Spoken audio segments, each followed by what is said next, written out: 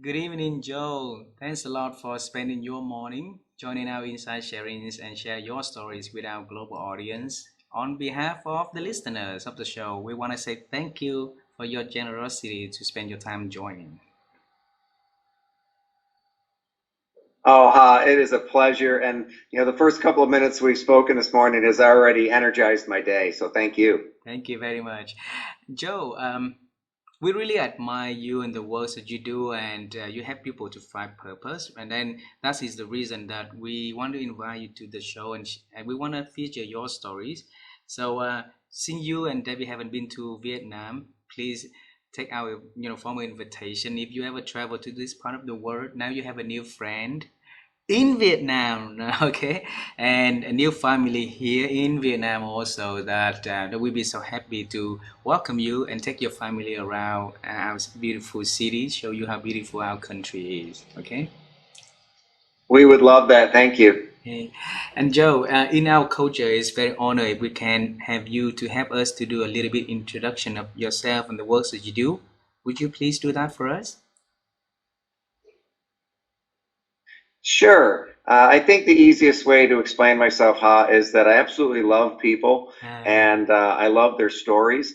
But it really breaks my heart when they're not kind of living their best story. And mm, so I just, from my own experience, don't believe that it's possible to experience life's full capacity unless we're running with purpose in every step. And so I'm basically dedicated to helping people, understand that running with purpose isn't as complex or as difficult to get a hold of as they might think. Beautiful. And that conversation today, we're going to examine the journey that takes you to doing this beautiful job together.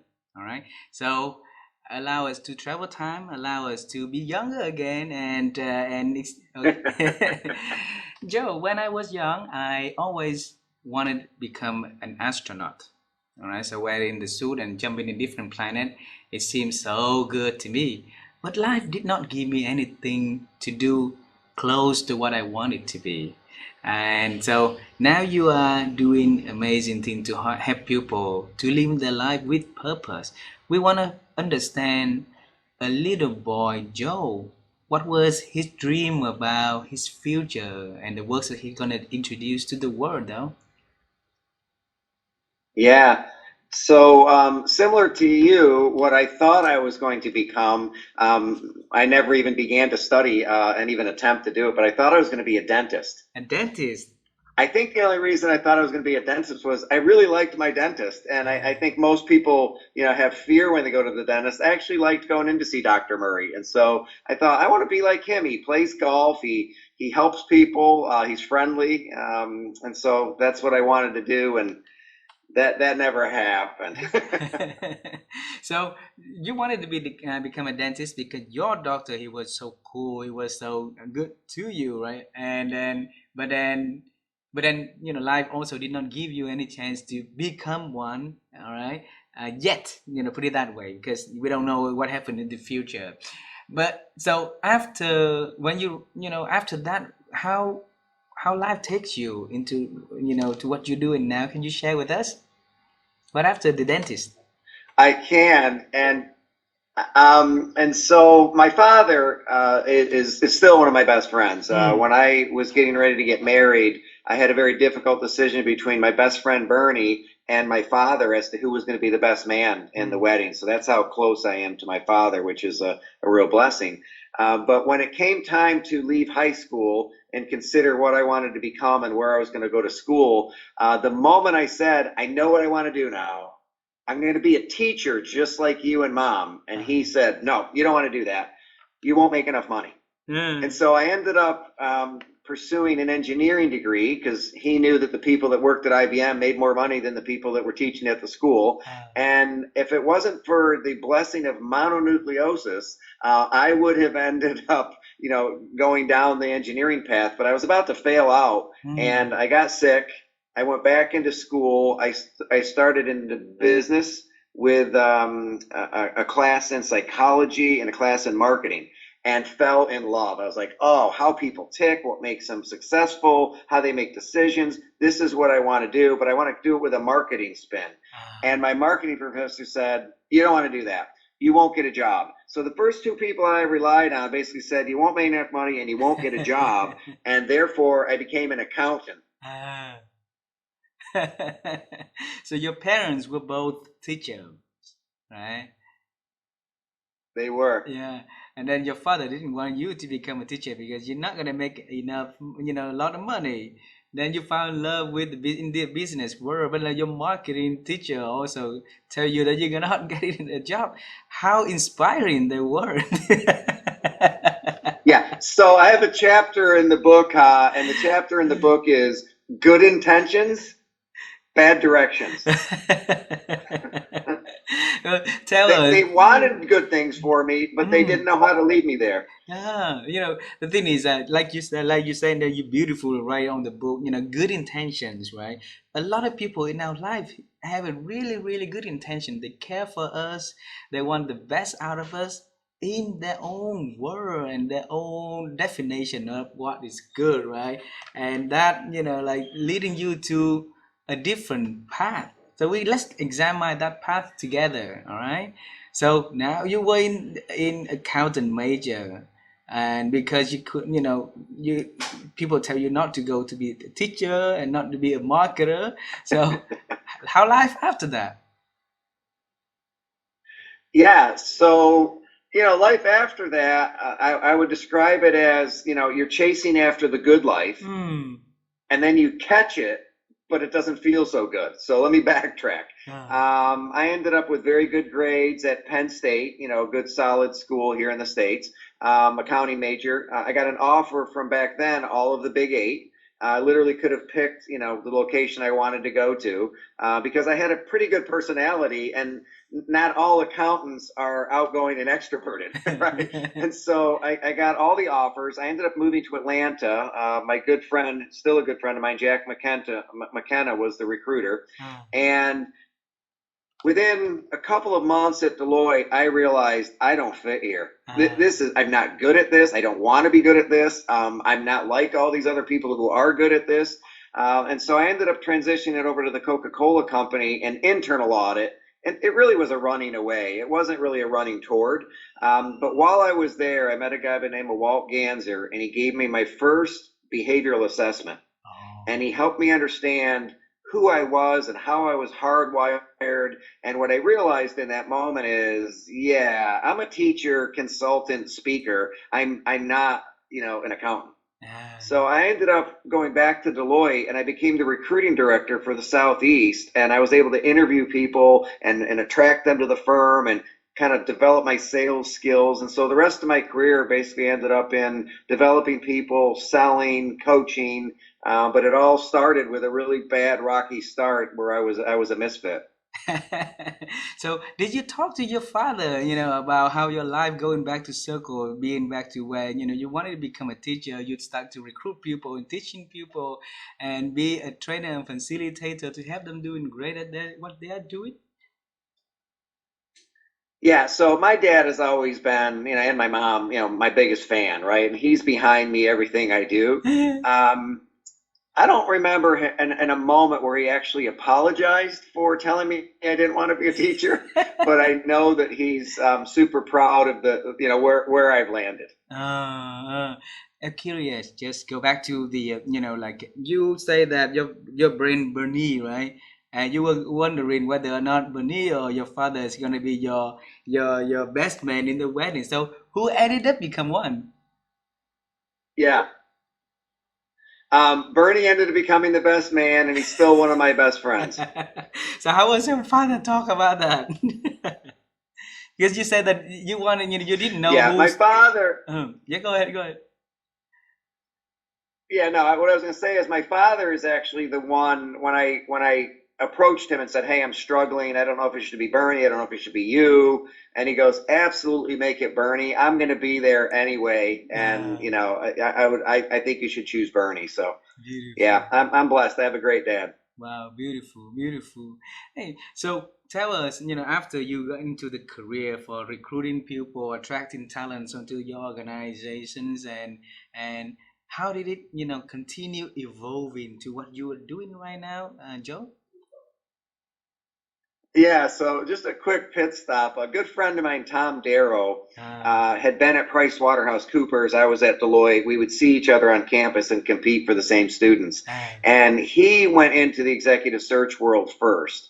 And he called me up one day and he said, "Hey, we're looking to hire somebody new. Are you interested?" So I went over to interview and landed the job and was all excited to be this up and coming executive recruiter. And the week that I got there, Tom left the firm. how welcoming he is. And we're still really, really good friends. But he said, I didn't want to leave him in a lurch, and I knew you were a great guy, and I wanted to replace myself before I left. So Ah, we moved on from that. But basically, the executive recruiting was awesome for me because it gave me a chance to get out and meet, as you are, just tremendous leaders. I mean, leaders from every industry, every state, all different types of roles. And that continued my learning curve of business. It helped me understand what good looked like. mm, It helped me understand leaders that really cared about their people versus leaders that put their numbers before their people. ah, And so it was a super learning curve. And I did that from basically 1997 until about 2003. So it was mm, 6 years of executive recruiting, mm, at which point I got an empty pit in my stomach again and was really soul searching. Like, this still is not exactly what I want to be, even mm, though it's got me living the country club lifestyle.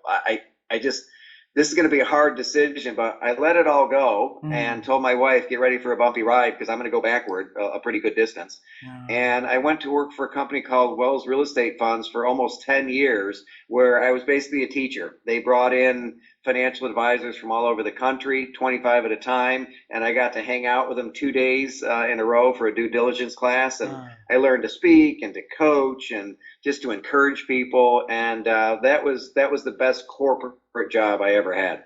So why did you back then in 2003 decided to, talk to Debbie and say, hey, I'm gonna go backward and do something differently, and then you move into the space of being a trainer, be a facilitator.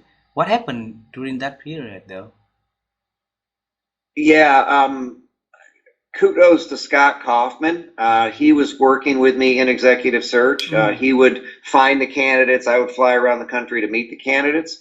And he asked me one day basically how I wanted to be remembered and what my mm, legacy was going to be and mm, truthfully, where Jesus was in my life. Like, mm, was he in my car? If he was he in the back seat or the driver's seat? mm, And I went through a real deep spiritual transformation where I just decided that the world's not really about me, and mm, maybe the reason that I'm feeling empty inside is because I haven't connected to my purpose and my mm. higher calling. And so that was March of 2000. I made a hard pivot and I basically said, you pick the next job and I'll take it. And it took a couple of years before that happened. Mm, But from that point forward, I've been focused on helping other people live to life's full capacity, and how to run with purpose. And so my life is so much better after that change than it was before. mm, But so that your audience will understand, I make pennies on the dollar of what I did back then.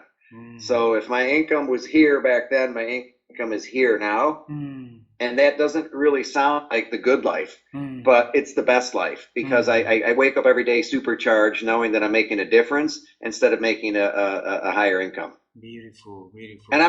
I'm not struggling. We're in a nice home and our kids are going through college, but it's I would probably be retired by now if I stayed on the path I was on. Yeah. And where I'm at right now is I have no desire to retire. I hope I can stay healthy and energized and have impact on people's lives for as long as I live. Joe, you look at the tree on your left or your right side, the Christmas tree. You look at it. So, Yeah, over yeah, here. on the right side, right? So even if you work at your job, the previous job, you have a lot of high income, the bigger tree is not gonna make you happy. Now the tree that you have at your home, is the best tree that you have. And then because you love what you do and you and Debbie doing amazing. So, I'm happy seeing that, happy for you, my friend. Okay. Oh, Hey. thank you. And I just love your spirit and your energy. So I don't know if you saw on LinkedIn, but we went out to get that tree this year.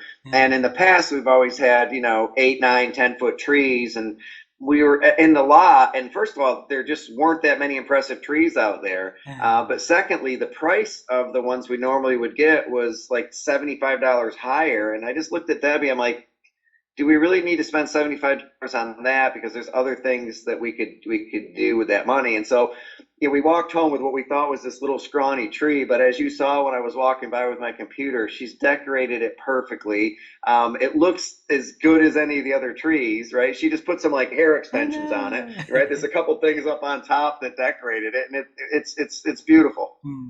And then I couldn't stop looking at the bar and behind your back. Say family, a little bit of crazy, a little bit of loud, and a whole lot of love. You see, that is how life's supposed to be, right? It's not about the money. Money is good, but it's other things beside the money. So you guys are amazing. And Joe, tell me, in March 2000. All right, your friend asked you a very big question. That's a meta question, right?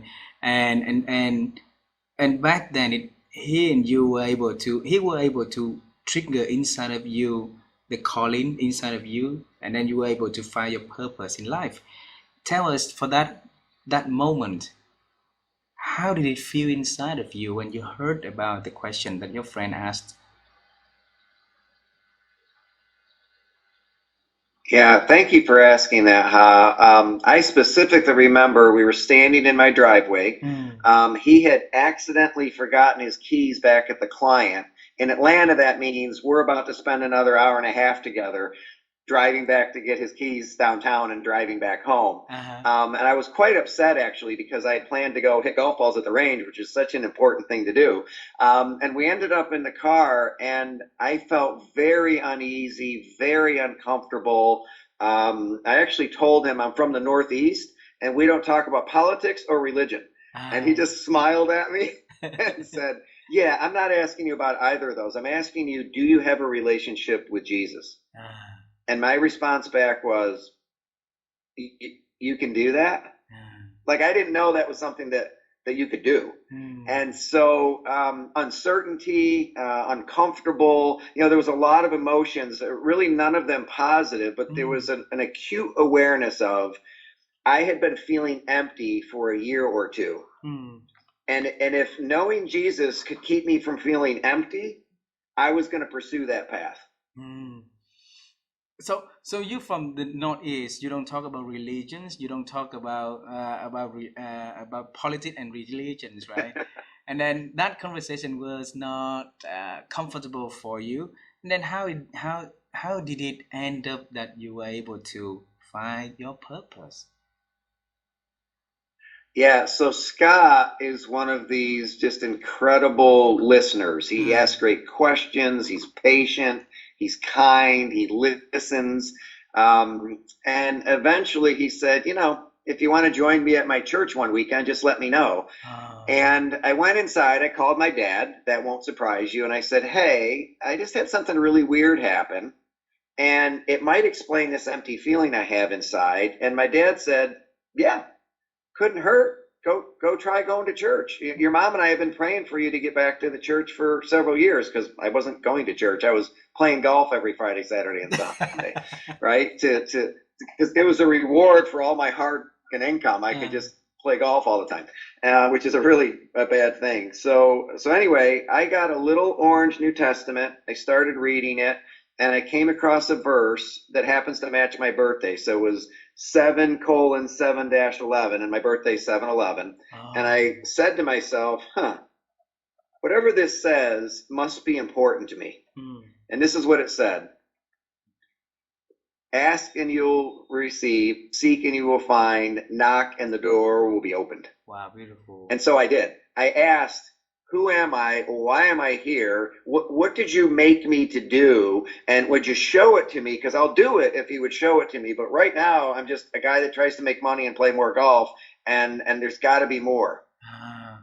So you ask and you receive. You move into a new territory of training the pupil. And then you said that it was, one of the beautiful, the best time in your corporate life, right? What happened after that, that leading to what you are doing now? Yeah, so then it gets difficult, right? So now you realize that you're not doing what you're on this planet to do, but you're committed to doing what you're on this planet to do. That's where the difficult conversation with my wife came in. Hey, we Mm, might not be able to maintain this lifestyle. We might not be able to vacation where we've been vacationing and drive the cars we've been driving. And, I don't know how low we're going to go on the income and savings, mm. but I'm going to run after this for a bit. And fortunately, I ran into Doug Buse at Wells Real Estate Funds, and Doug was living the life that I wanted. He was super clear on his purpose. He had a great marriage. He was a great father. He used to make me go home at 5:30 every night. He's Ah, like, dude, come back tomorrow, right? Go home and love Debbie and take care of your kids. And so I got to pull Doug's purpose up because it's been a while. His purpose was to inspire others to a greater emotion and understanding. And for mm, the almost 10 years I was with him, and he's still a mentor and friend of mine, he always inspired me to a greater emotion and understanding that there was more to life when I poured into other people than ah. when I tried to get all the things I wanted. Wow, beautiful. Then you do it for a while, working for other companies, other peoples to pure your, the way to for them to get the purpose in their lives, right? Then you decided to do it solo. You decided to do it on your own terms, and that is not easy, right? Tell us what calling did you respond? What question did you ask for you to receive that calling, to go solo? Yeah, so I wish I could take credit for any of this. I can't. It's all God's plan. But the motivation I received is different than what you might think. Ah. So I started on my own. I started a company in 2012 when I left Wells Real Estate Funds Mm. called CoreView, CoreVu, and its tagline was Insights to Optimize Outcomes. So I was still, in a work in progress. I was still very like performance driven. Mm. So, insights to optimize outcomes. And I was doing some sales training and some speaking and some executive coaching, and it was going okay. And I got a call from the competitor that put Wells Real Estate Funds out of business. And Mm. they were headquartered in New York on 53rd and Park. Mm. And I went up to interview with no intention of working for them because I didn't respect their values and the way they did business. But as I'm sitting in this large conference room and waiting for my interview, they basically came in and made me an offer without really even interviewing me. Ah. And I said, "Yeah, I'm not looking for a full-time job, but if you need someone to speak at your events or coach some of your executives, maybe we can work something out." And they're like, "Yeah, we don't hire consultants. We'll take you full time." So I came back with this great big offer letter, showed it to my wife, and she's like, "Yes, you should go do that because we need, more income that we're getting." So I prayed about it and I went up there, and one day I'm going to write another book, and it's called my 456-day journey on the Ark. Mm. Their acronym was ARC. Okay. And not that I was keeping track, but it just happened to be 456 days. And in that time, I learned what it was like to live in a fear-based culture, Oh. what it was like to have people threaten, and just intimidate and basically boss people around. And so I couldn't figure out why I was there because I didn't fit at all. I was definitely the square in a round peg in a Mm. hole. But after that time, I basically said, "Yeah, I'm not going back to corporate America again." Ah. And that's scary because now I'm starting from complete scratch. I have no clients, I have no methodology, I have nothing. Ah. And I was fortunate. The bridge I got was from Tab Norris and Tom Stanfill. They own a company called Aslan. It's a phenomenal sales training company. And Tab and Tom took me under their wing. They started feeding me leads. I started doing sales training. And then I was standing at American Airlines one day, doing 23 trainings in about 40 days, Mm. right? These, full day sales training workshops. And I went, I'm doing it again. I'm back out here doing something to pay my bills that is not my purpose on this planet. And so when Mm. COVID hit, I made a full stop and said, yeah, I'm just going to burn the plow and the oxen. I'm just going to let go of sales training. So I emailed Tab and Tom and just said, I'm sorry, but I'm going to kind of resign, and I'm going to go after this thing and see if I can, help other people get to their purpose. But I've got to live it out first. I can't give Mm. away what I don't have. So if I Ah. keep toggling back to paycheck and I'm not running with purpose, how can I encourage other people to do that? So I made the Mm. full swoop, but it wasn't an easy decision, and it wasn't a short course to get there. Mm. Thanks for reminding about you cannot give what you don't have, because my wife always told me about that. Because she told me, a couple of days ago we talked about, we cannot give what we don't have from inside. So yeah, it's good that you start living the life that you've been always dream of doing. The calling that you always wanted to respond to, and. And Joe, it's not gonna be easy. It's not gonna be easy. So I wish you have all of the strength, all of the support, all of the the all of the best that you can have, so that you can go into that journey happy, be joyful, and be delivering what you want. Okay. Well, thank you, Ha. And just a quick side note, if I can. Um, I ended up bringing a partner on. His name is Dan Wilkins. And Mm. Dan runs ultra marathons. So he runs 100-mile races. Wow. And as we were talking about what we wanted to name the new company, I wanted to honor him as a runner. I also wanted to have something that was kind of, different and unique. So we came up with the name Trexaguy. Ah. And you'll appreciate it, with your international background. Treximo is Greek for run. Ah. Ikigai is Japanese for reason for being or purpose. So we took the beginning and the end, we Just a mashed them guy. together, and Trexagai literally means run with purpose. Beautiful. So we believe the best leaders, the best companies, the best families, the best country, run with purpose. Well, go back to Dan. Dan was talking about a moment in his life in 2015 where he had to drop out of a 100-mile race and leave his best friend running alone. Oh. And he was so heartbroken by that experience that after he got back down by bus to his hotel, slept for an hour, he's like, I can't leave him out there alone. Mm. So he ran back up the mountain, anticipated, where he might run back into Thad again, and ran back into him at a time where Thad needed a pacer. Wow. So here's the definition of a pacer. And that's what Dan and I try to become for others, right? You don't need a pacer to do a fun run. Mm. Doing a 5K or a 10K, you don't need a pacer. You need a pacer when you're either doing hard things or going through hard things. Mm. And that's when you need somebody to come run alongside you to offer some extra light, some extra food, some encouragement, make sure you don't get lost. And so that's what we've decided is God willing, we're going to be pacers for life for as many people as we can be out there in the marketplace. Beautiful, beautiful. Would you introduce me to Dan one day so I can invite him to the show and ask about him sharing his stories? Oh, I would love to do that, and Please, you will absolutely enjoy his company, please. and he'll enjoy yours. Okay. And Joe, go back to your story. I want to talk about your book. Your book, Purpose is more than just a side hurdle. And that was introduced about more than a year ago, right? 14 months ago. Yeah, Yes, yeah. yeah. Congratulations on that first one. And I know that you are introduced about the second one, but let's talk about the first one first. All right.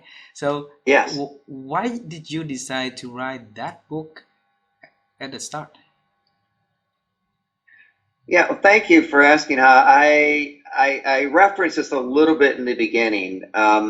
I believe that the word purpose has become too complex, too far off, too difficult to grab a hold of. Mm, And so I wrote a very small book. I mean, if you get a copy of it, I'll send you a copy of it. Text me your address and I'll mail you a copy. please, yeah. Basically, this book was meant to be read in a flight. So hour and a half, you can read the whole book. But what I wanted people to realize is that purpose is more than a side hustle, right? It's not something that you do on the side or you hope to get to one day. It's actually not what you do in your job. Mm, And I had to learn all those things, first person the hard way, right? mm, purpose is just simply your unique way of making life better for others. Mm. And you've been doing that with me for 41 minutes now, huh? You've made life better for me by caring about me, by being curious about my story, by giving me a chance to share the things in my heart, because maybe it will encourage other people's hearts. So that's it. Just find your unique way of making life better for others, and we can do that in any job, in any role, in any venue. Mm. So that's why I wrote it. I wanted to demystify that you have to find your purpose. You don't. It's sitting right Mm. inside of you. It's been there since you were a kid. And you thought it was to be an astronaut. I thought it was to be a dentist. No, those were jobs. Those were Ah, jobs. Your purpose was to, make life better for other people. And we both ended up doing that. beautiful, beautiful, Joe. Thanks for demystify the complexity of what's so-called purpose. When you make it so simple like that, purpose is something that's so tangible within us that we can take action, we can see it, we can feel it, we can control it easily from within, right? So, but life it makes it so, the word purpose so complicated. Thanks for simplifying it so that people can be, easily to think, to reflect, and to start doing something meaningful in their lives. All right. Yeah, and so what we do for people is we actually give them 6 exercises. They're self-reflective, and they go off and do those for a couple of hours, and then they come back to us for what we call an awake session. Mm, And we believe that when you come awake to put words to your identity and purpose, mm, that you actually put yourself in position to create a wake. In ah, other words, a lasting impact. So there should be a 360 ripple effect around your life after you finally realize, oh my goodness, I'm here to connect people with ways to experience life's full capacity. And my promise is I'm always in it with you, holding nothing back. And so every day I measure myself against that. ah. So, And Dan has an equally powerful purpose. And every person we touch, we get them to those words so that there's no room for margin. There's no room for, I wonder if I was productive today. I wonder if I was, running with purpose today. It's like, well, did you live out that purpose, and did you keep your promise? Okay, good day. what did Debbie say when you decided to write the book? Uh, so what people don't know is that's actually my fifth book. Oh, But I we tend didn't to know. write them. Yeah, I tend to write them and not do anything with them. Ah. So Debbie's reaction was, seriously, you're going to invest a whole bunch of time writing another book that nobody reads? But there's a purpose behind everything, and there's an order behind everything, right? Mm, So the second book, which I will re-release, basically, I actually released for the first time in 2008, mm, and it was under a different title. And I got a few thousand copies out. I would give them away when I spoke, but people loved what was inside. The title and the cover just never really grabbed anyone's attention. So I'm reworking that with the help of a literary agent. And ah, I posted it on LinkedIn today just to kind of see how people are feeling about it. But then I have a trilogy of books that come after that ah, basically are symbolic of my journey. ah, So the second book I wrote is called The Inside Track, and I made the character fictitious. His name is William C. Moore. ah, In other words, will he see more? ah, Because he's blind to the fact that he's trying to ride to the top alone, but there are people all around him, like his wife, who don't want to be around him because he's all about him. And ah, so I went from the inside track to Job Track to Joyride, which is a book that I never really saw coming. mm, I interviewed a dozen centenarians back in 2008 and 2009 when I was with Wells, ah, and 4 of them were still working more than 30 hours a week at age 101 to 105. ah, And I thought, okay, one of us doesn't view work the right way, and it was me. They mm, saw work as a joyride. I saw it as a job track. And ah, so that was pivotal. And then the final one is Inside Out, Upside Down. Ironically, I wrote that book in 2013. Its purpose was, I believe that when we work from the inside out, we turn the world's view of success upside down. ah, And so I wrote the book with the intention of parents and coaches and teachers getting a wake-up call, because ah, they're putting so much pressure on their kids to get this grade and get this SAT and get into this school and get that job and mm, get on with life, that they're actually propelling teen suicide and teen overdose. And Mm. so I wrote that book in 2013, not knowing that in 2015, one of our daughters would actually try to take her life in her dorm room. Oh my God. And that's when reality hit. And my latest mission, which is I'm building tools to help people see if their kids are in a compromised state. So we've got a whole team around that right now. So that's that. There's a lot going on, that the world doesn't know about, because it doesn't make any sense until I'm living out my purpose to even release the book. So now I can Mm. see why I held them back for 9 years. Mm. Tell us, why did you hold it back for 9 years like that? You wrote 5 books and then you start to release one of them one by one. Why? Yes. Yeah, so the holding back is an interesting thing. So, I'm on LinkedIn and I see a good friend come up and he Uh, says, "Hey, releasing my book. Everybody go to Barnes and Noble, buy a copy. If everybody buys a copy and tells a friend to buy a copy, we could make it in the top 50 in Barnes and Noble." And I'm like, "Okay." I buy a copy, I tell some friends. 2 o'clock in the afternoon, "Hey, we're doing great. We're at number 56. We think we can break into the top 20. Buy another copy, tell some more friends." Right? And then I get another update at 9 o'clock. And in that moment, my books were actually for sale at that point. mm. I took all my books off the market and said, I am not going to peddle my books for money. I Mm. am not going to become one of these people that says, let's see what God's doing. Everybody go buy a book. It's like, no, let's see what God's doing. So I held them back, Mm. and through prayer, never felt the need to release them again until about a year ago when I started writing that next book. And Mm. so since then, I've been rewording and reworking them so that when they come out, they'll all basically flow and work as one together. Mm. Mm. Beautiful. And I hope that in the future I'm gonna follow that way. All right. So don't write the book and keep it, waiting. Write the book and releasing it to the world because it's coming from your inside, coming from like the experience and how you feel about working, living, and finding the purpose. That is important because it represent how you feel with your own word. It's the version of Josie and about work, life, family, love, and stuff like that. So don't hold them back anymore, right? Thank you so much for the encouragement. So I'm going to ask you to hold me accountable to that. Absolutely, I remind you, right? And Joe, I have two last questions for our beautiful conversations today, all right? And the first question is about thinking. So it's the interesting topic that my wife and I have been in the quest to look for it from the people that we had a chance to talk to, like you and I tonight, right? So because we both believe that our ability to think is diminishing. So if we can ask and get your way of thinking so that we can spread to the people whoever listen to the conversation, they find it meaningful to them, it can doable to them, and they can practice that and hope that they can improve their ability to think which is the fundamental for changing. All right. So Joe, how have you been helping you to improve your ability to think over the years? Mm, that is such a good question. And I'm so glad to hear that you and your wife are focused on that. So keep that going. There's a proverb, and it says, be careful what you think Mm, because your thoughts run your life. yeah. So that's the cornerstone to the business Dan and I started. And so let me share my thoughts. No one's actually ever asked me, how do I think, right?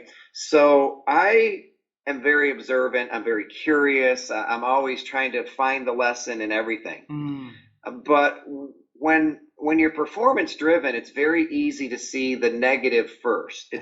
It's easy to see the fail. It's easy to see what's not working. Okay. So a while back, and it's in this book, The Inside Track, I had a little train of questions come to mind. Mm, What's different? What's right? What am I missing? mm, What's different? What's right? What am I missing? What's different? What's right? What am I missing? So most people don't look for what's different. They look for what's the same. mm, They want to put things in boxes and categories where they can work with them. So I mm, look for what's different. And then I look for what's right because my natural inclination is to look for what's wrong. mm, So when the report card comes home from school, I look at the C when I really should be celebrating the A's. uh, And so to overcome my natural kind of performance addiction and need to get everything right, I train myself to look for what's right. And then finally, Mm, what am I missing? There's something about there's something about this situation. And so I always try to look beyond the scene. mm, So, and I say that as SCENE. I mm. look beyond that we're on a Teams meeting and you're in Vietnam and I'm in Raleigh, North Carolina, and say, okay, what is this bigger conversation? What might God be doing in this moment? How might He want us to connect? Mm, Who might we be speaking to that could make a huge difference in their life? So I look beyond the physical things we can see and tangibly touch mm. to the bigger things that might be going on that might lead someone to run with purpose. Wow, it's beautiful. It's beautiful because it gives you the curious to look beyond what in front of your eyes, in front of this, in between this conversation. Look for way to enlarge it into the next level, and that is a very beautiful way of thinking. Because other, if we keep seeing things as is, then we're not going to be able to see where else we can make it even bigger, right? So, yeah. Yeah, and so share a little bit back with me. What's your thinking? What's the special sauce in you and your wife's thinking? Alrighty. Uh, Actually, we are writing a book about that one at the moment after we collecting so many amazing response from like the experts who join in our interview like you are, right?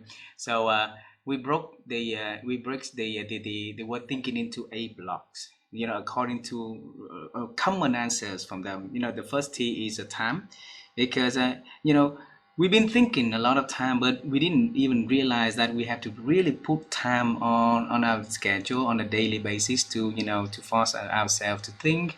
And the H is represent using our head and our hearts in the thinking, because a lot of time if we're running by our left hand brain, then we think about our heart, the right brain, and think our head, right? So a combination of the two will be always make us to see the thinking a lot bigger. And then the I represent for the intentions, which means that we have to force ourselves to really, really think.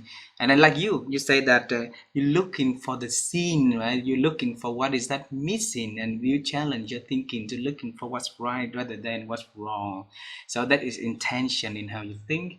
The N is for the networking. So like you and I today. So we exchange information, we make networking, so we can get to know, you know, um, you know ourselves a little more, our world a little better, and how people behave, right? The K is for the knowledge, so we obtain more information, getting to know more, reading more and stuff.